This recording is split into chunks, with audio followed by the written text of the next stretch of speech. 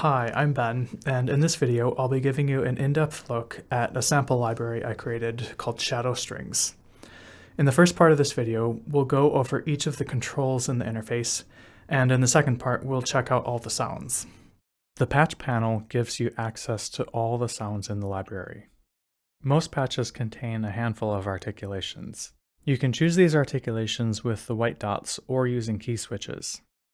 Each articulation has a description with pertinent info you might need or want. For example, the tempo synced articulations show what BPM they were originally recorded at. The controls at the bottom are different for each patch. Only the most interesting and useful controls are exposed.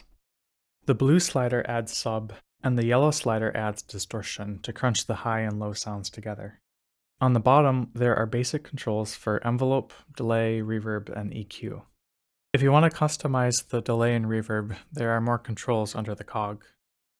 The reverb and delay have the standard controls you'd find anywhere else. The reverb panel has a couple of extra options though. Shadow Strings Reverb uses Realm. It's a newer addition to Contact, and you can choose between Realm's airy and grounded modes. Shadow mode gives you more of a wet sound by nulling out the dry signal with a phase-inverted copy.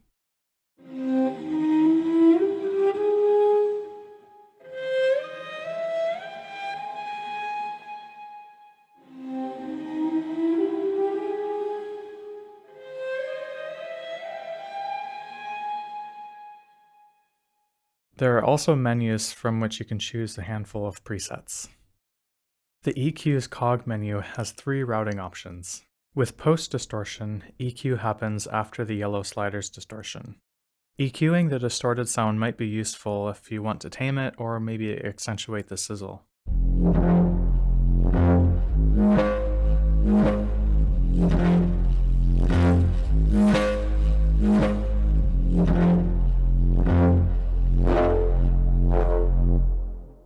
With pre-distortion, EQ happens before the yellow slider's distortion. This means the EQ will have a big effect on how the high and low frequencies crunch together.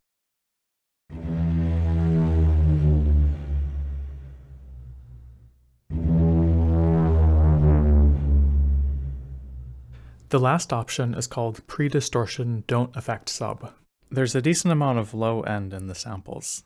You could high pass that with the EQ, however, then you would lose the sub. This option works around that. An added advantage is that if you high pass the samples but not the sub, then when they both hit the distortion, they sometimes distort more cleanly.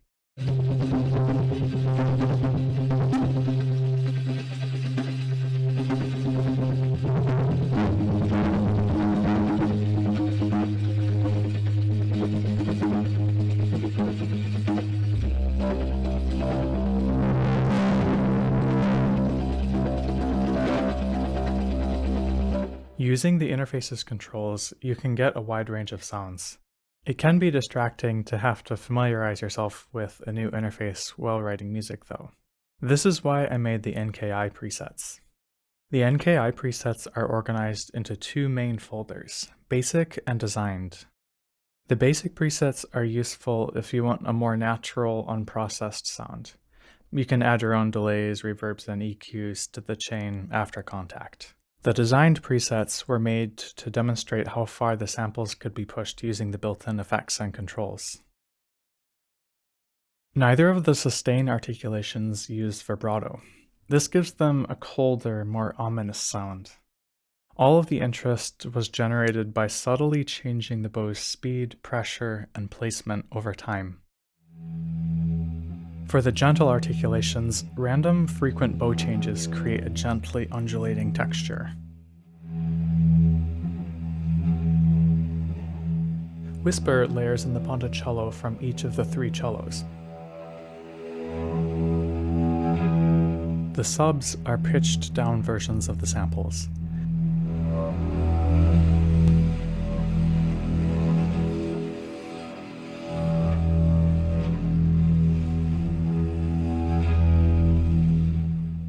For the harsh articulation, slow, steady bowing creates tension and suspense.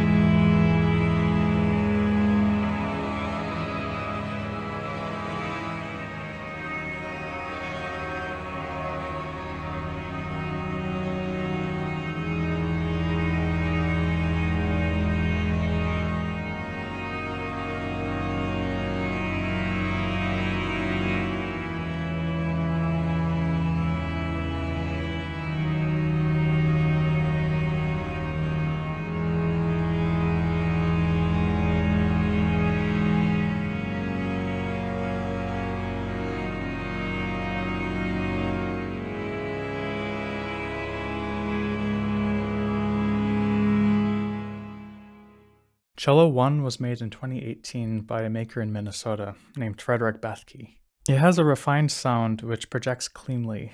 It's the cello I perform with in acoustic situations. Cello 2 was made in China sometime in the 2000s. It has a rich, warm sound. It's tuned down a half step for all the recordings to warm the sound up even more. It has a realist pickup under the bridge, so this is the cello I use for amplified situations, maybe playing with a band. Cello 3 was made in Louisville, Kentucky in 1954. It has a rustic quality to it, which has been brought out even more by tuning it down a whole step. There are 3 types of tremolo, and you can crossfade between them using the tone knob. The first one is airy over the fingerboard.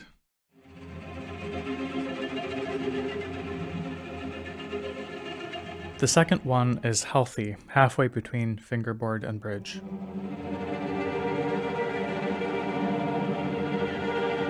The last one is spidery, close to the bridge.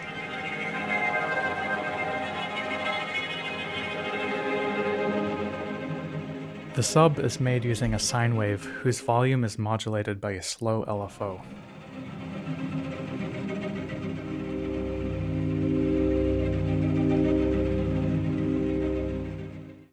Layering 3 cellos together, the swells have an ensemble feel.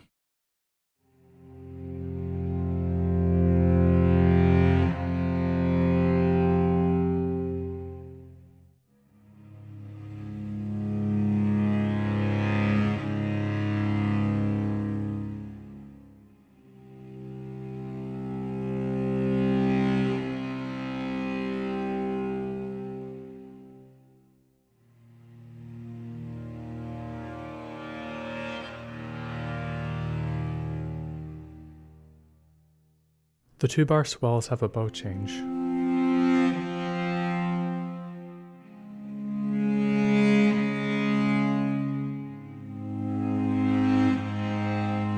If you play softly, though, there won't be any bow change. Stretch adjusts how samples sync to the DAW's BPM.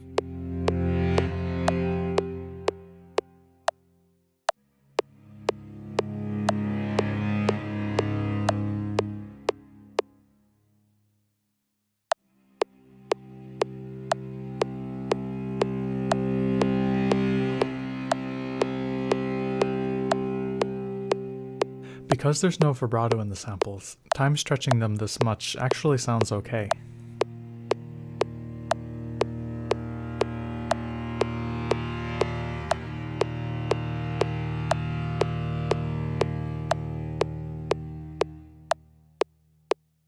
The sub uses a key-tracked peaking filter to boost the fundamental frequency.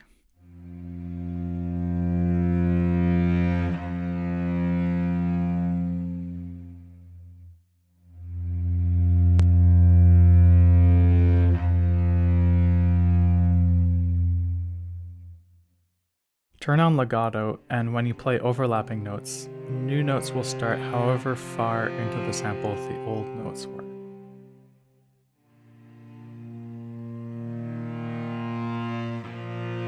One way to use this is to change chords at the peak of the swell.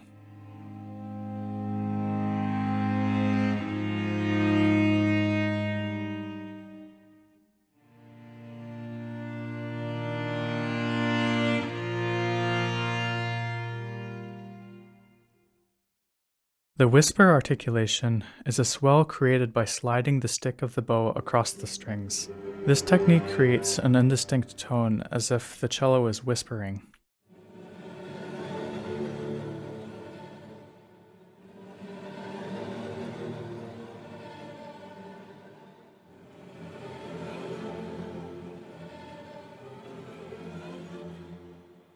The sub uses a key-tracked bandpass filter to boost the fundamental frequency of the samples pitched down an octave.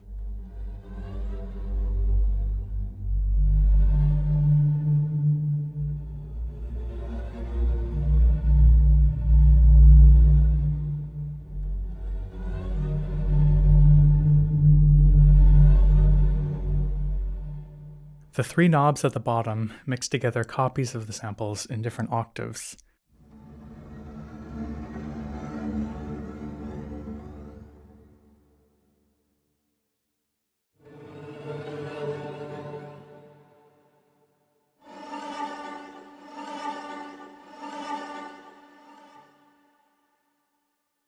A single note by itself will have a noticeable swell.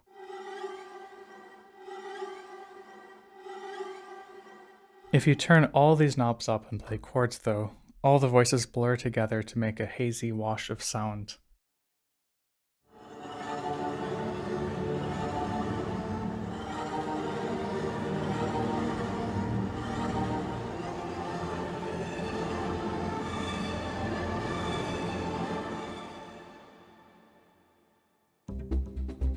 The loops are multi-sampled and consist of repeated notes bowed and plucked rhythmically. Some repetitions are quite soft and weak sounding. Other repetitions might stick out unexpectedly. This style of playing lends itself especially well to delay and reverb. The performances are not meant to be consistent across keys. Each key will sound a little different. If you play multiple keys at once, you can hear the dynamics of each sample changing independently. The idea is that by holding just one or two keys, you could create an improvisatory sounding texture which stays fresh and interesting for quite some time.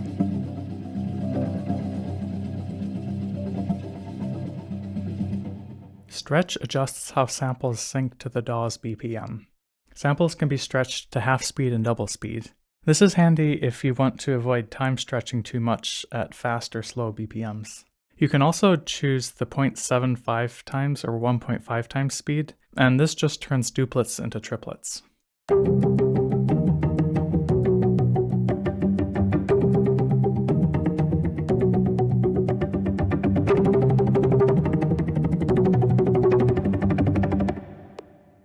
Shape envelopes the loops rhythmically. Turn the shape knob to the right to envelope with a downward saw LFO.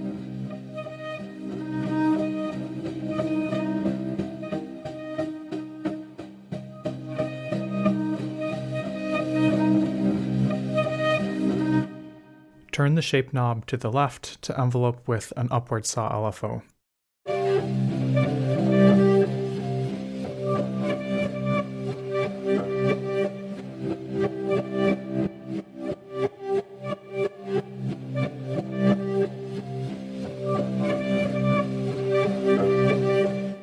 Note that the percussive loops only have the downward saw option.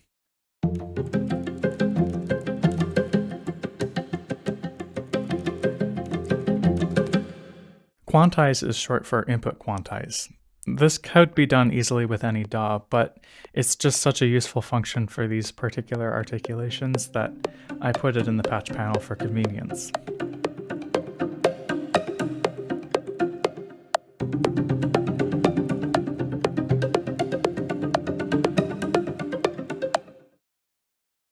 When you strum the strings of a piano, you get a very edgy, twangy sound, slightly reminiscent of a hammered dulcimer. It's the perfect sound for this type of library, so it was included even though it is a bit of an outlier since everything else is cello. The piano loops were recorded 2 different ways and then edited into 4 articulations. All of the piano samples are doubled and panned. This makes the stereo image swim around your head, especially if you're wearing headphones.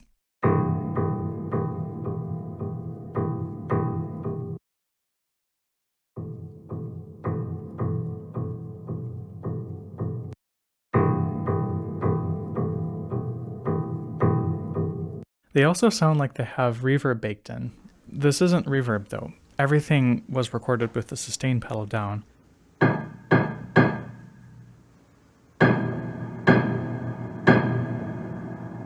For the picked articulation, piano strings were gently strummed with a guitar pick. For the picked harmonics, strings were strummed with a pick while touching their halfway point. For the low blue keys, the repeated notes are not actually picked. They're played regularly with the hammers, and then instead of just touching the halfway point, I touched all different places on the string to create motion over the course of the loop. The piano's action creates an intricate texture of small noises. The mics were placed close to the hammers so you could hear this, and if you boost the highs, you can bring this texture out.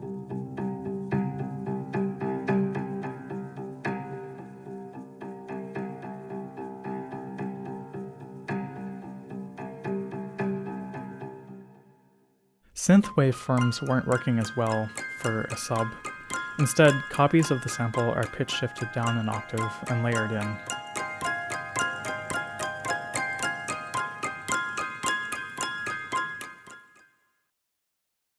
The sustained quarters are the slowest bowed articulations. The bowing pattern starts with an up bow and lets it slide down towards the bridge. Then, right before changing, the bow speeds up a bunch and gets pushed almost on top of the bridge. Quickly changing bow direction at this point creates a bright percussive accent. Doing this repeatedly, it's almost impossible to get it to sound the same every time. Every time it's a surprise, and this is what keeps the loops interesting over time. The subs are a simple sustained sine wave an octave or two below the samples, and it's been sidechained to each sample. Having the sub gently pulsate with each sample can make for an interesting ebb and flow between the low and high frequencies, and it also makes the distortion sound pretty cool.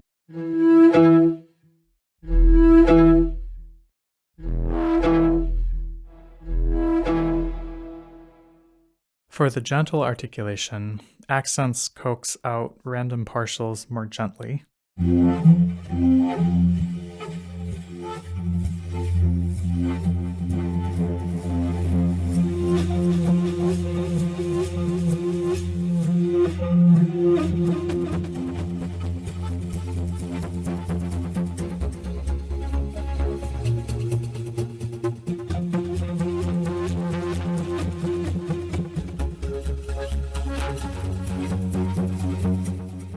For the stabbed articulation, the accents stab out random partials above the played pitch.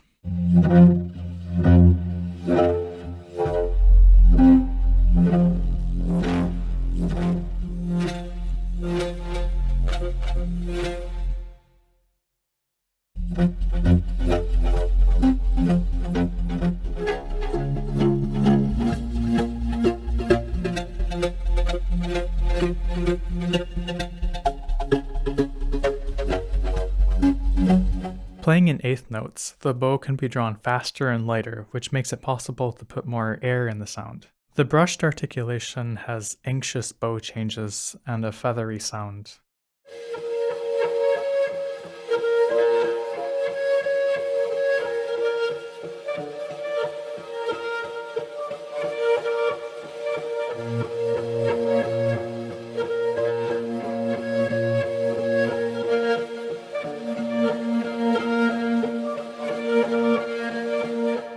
The stabbed articulation is a bit more violent.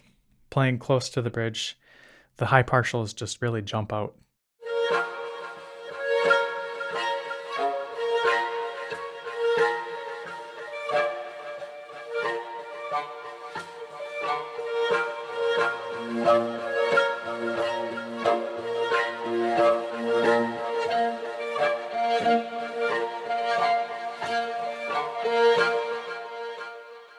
For the octaves, I'm just sliding between octaves without real concern about whether or not it's a clean slide. The slides between the octaves are really drawn out and accented.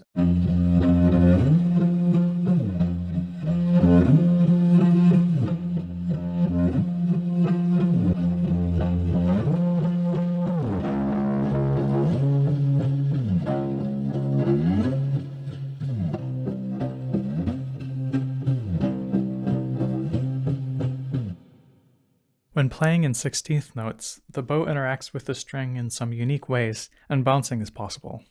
These articulations work well when played in chords. For the brushed articulation, the bow agitatedly whispers across the strings, creating ephemeral high harmonics. Sometimes the pitch is entirely lost, and all that can be heard is the breathy noise from the bow hair.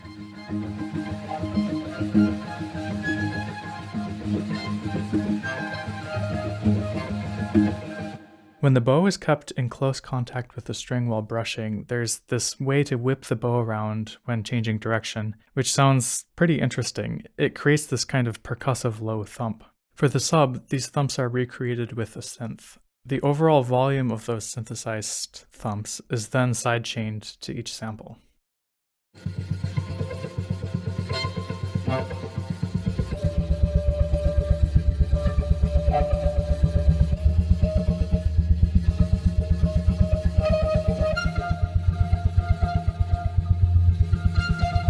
For the bounced articulation, the bow softly scuffs the strings. Playing 16ths at this BPM, if the bow stays close and low to the strings, it can be bounced off the string just a tiny bit, which creates this hushed energy in the sound.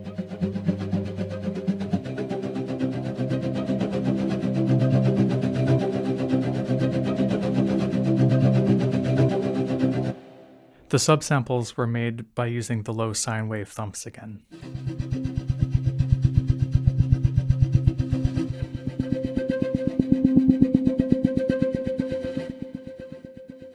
The hammered articulation is recorded in octaves so that it can be played more aggressively without bumping into other strings.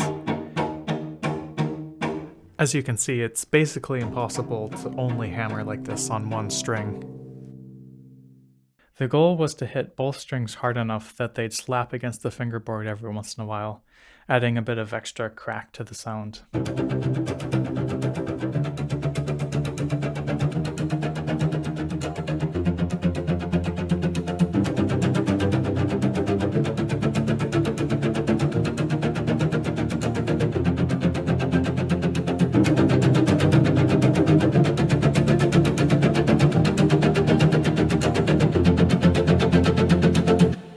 The sub is made by applying a tempo-synced sawtooth LFO to a sine wave.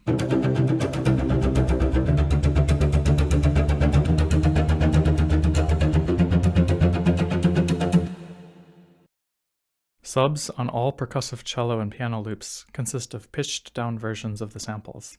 The plucked and picked quarters feel rather ponderous to me.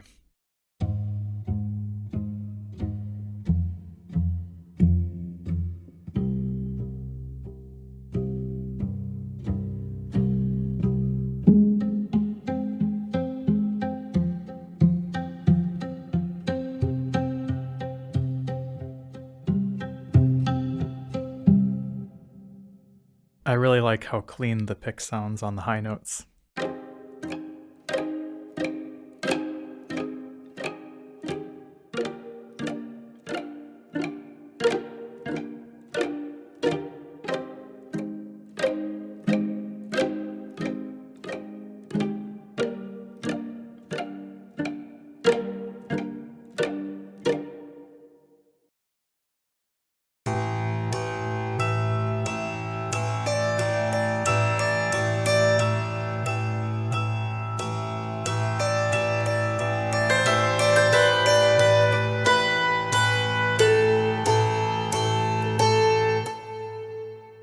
The plucked and picked eighths have a hushed quality to them.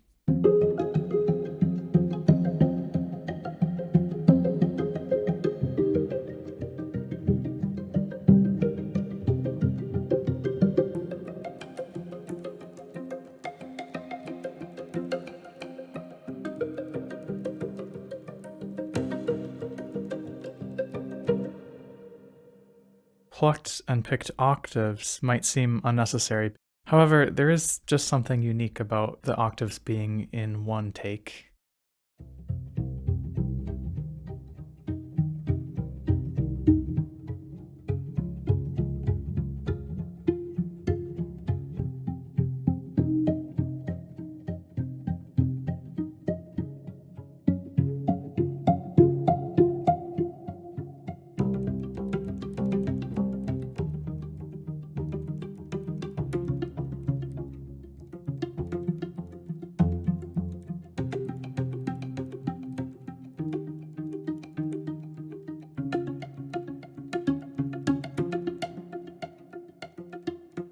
For chiff, the bow bounces very vertically. On lower notes, it almost sounds as if the bow is plucking the string.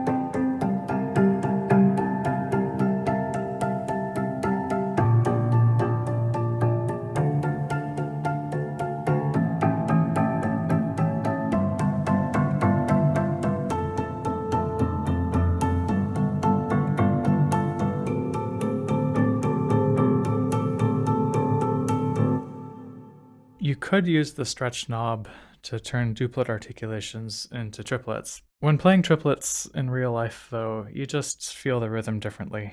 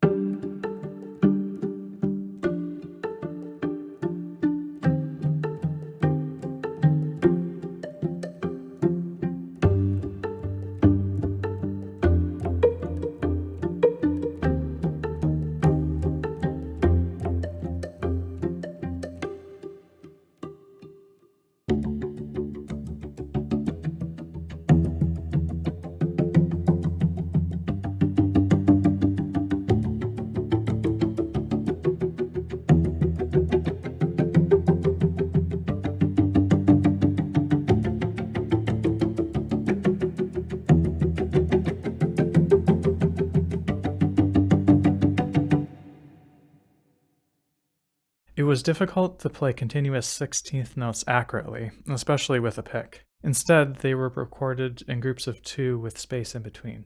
The plan was to edit out the spaces, but it turned out the spaces were quite nice to have, so they were left in. When you leave lots of space, you can play more notes at once without the texture becoming as busy. It also leaves more room for interesting rhythms and arpeggiated sequences to happen.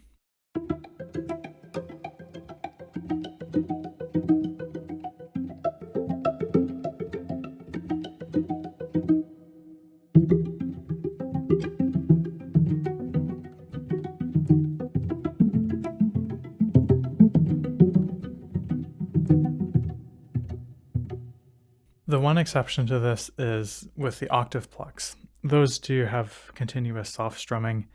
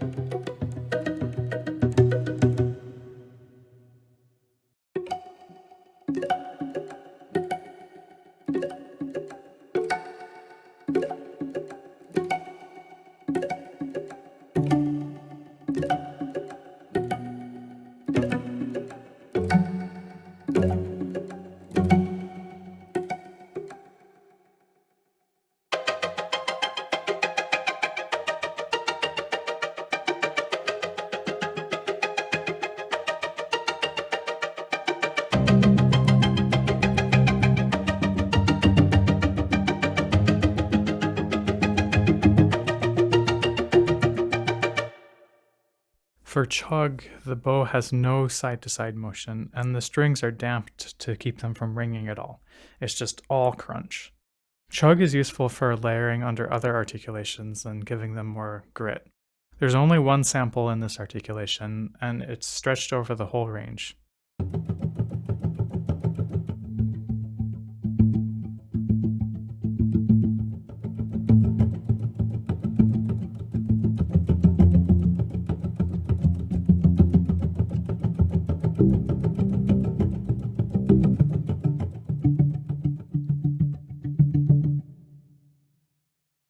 In a sample library, you usually want the samples to stay in tune.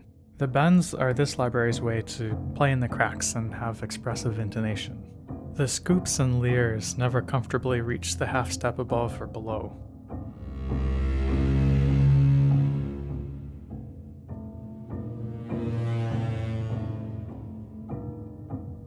To make the subs, basic wave shapes were pitched and enveloped to fit with the played samples. Normale bends have a saw wave. Harmonics bends have a sine wave. And ponticello bends have a square wave. The falls have a whispered fade in, then a foreboding descent into the depths.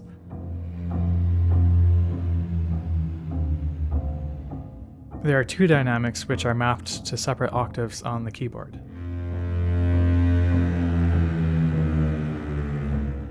Droop mournfully sighs. It almost makes it down the half step. Fingered harmonics create a light wispy sound full of air.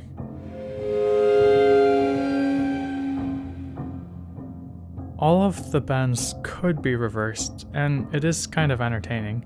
Droop, though, is particularly useful when it's reversed, so it's included as its own articulation.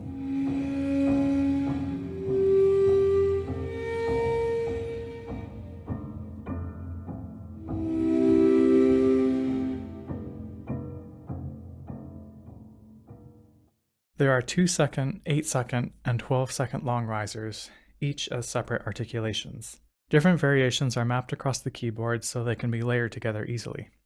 The first group is normale, the second group is tremolo, and the third group is ponticello. The notes in each group play different pitched risers.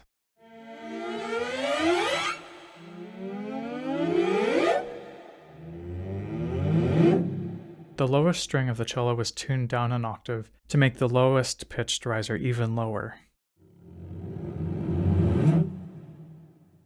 It didn't make sense for the risers to have a sub, so instead, the blue and yellow sliders are used as a chopper effect. The blue slider adjusts the amount, and the yellow slider adjusts the speed.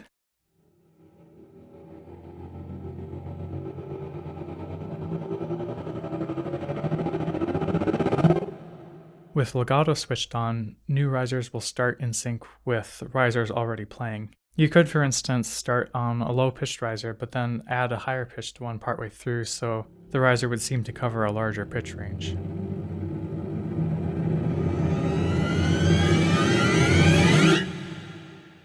Note that the attack time of the risers is also determined by velocity.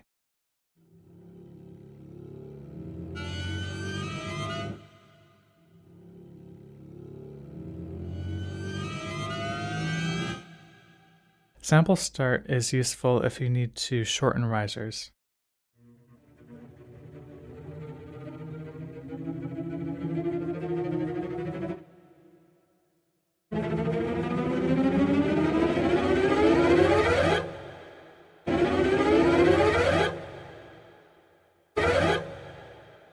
Reverse, as the name implies, reverses the samples.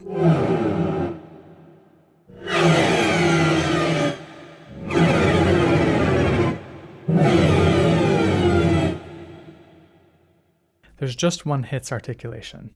It contains a collection of layered sounds mapped across the keyboard in 3 groups. These sounds were created by exploring what kinds of strange noises I could make with the cello, then finding interesting ways to layer them. I sorted them by intensity so they could be mapped to different velocities. The first group has the shortest sounds. The last group has the longest ones.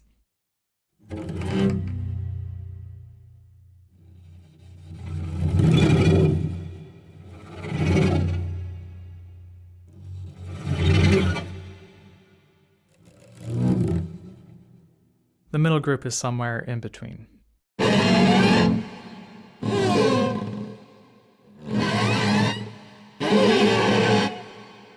A handful of the samples from the sound design session worked particularly well when pitched way down. They sounded really boomy, and so I used those for the sub layers.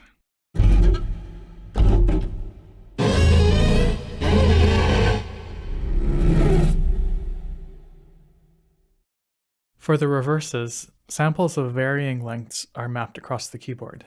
This way, it's easy to mash keys on your keyboard, exploring and layering sounds.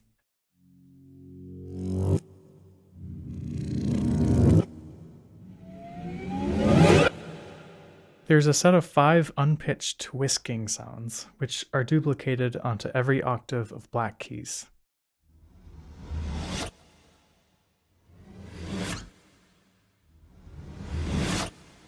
The sub for the reverses is made the same way as the hits. It's a handful of samples, which just worked particularly well, pitched way down.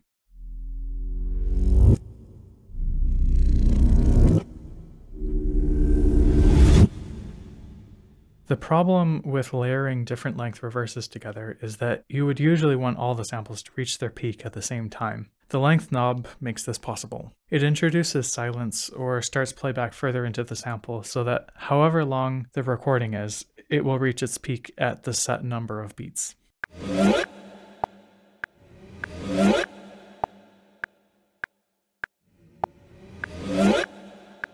Quantize is useful because often you'd want reverses to reach their peak on a downbeat.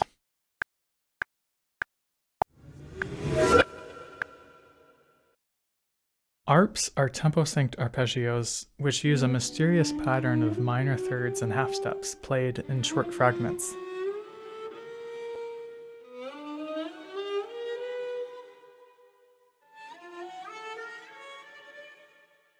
The harmonics articulations use something called fingered harmonics, which is where you hold down the string with one finger, then lightly touch that string further up to get a high whistling tone. With fingered harmonics, you can only change notes by moving your whole hand. As a result, there's a little bit of portamento between every note.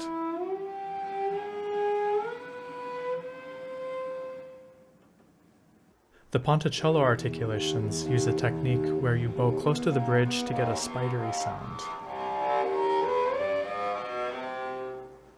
There are 2 ways to play the arpeggios, as fragments or as arcs.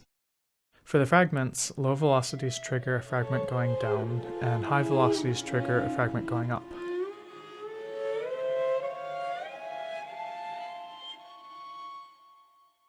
Arcs consist of fragments edited together outside of contact to make this big arc going over the entire range of the cello.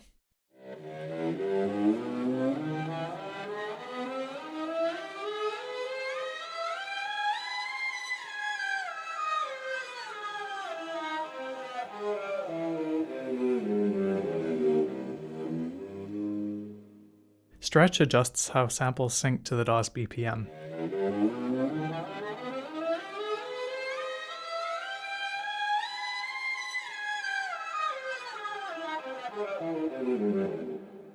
Sample start is most useful for the arcs. You could, for example, make the arcs start at their highest point.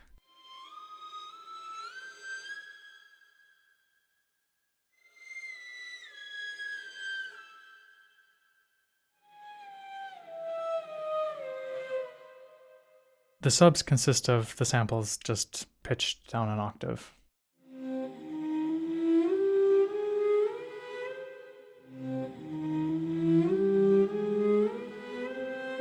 Because the pattern is so vague harmonically, the arps can fit into many different keys. Play them over any chord progression, and it'll often create enigmatic harmonies you wouldn't otherwise think of.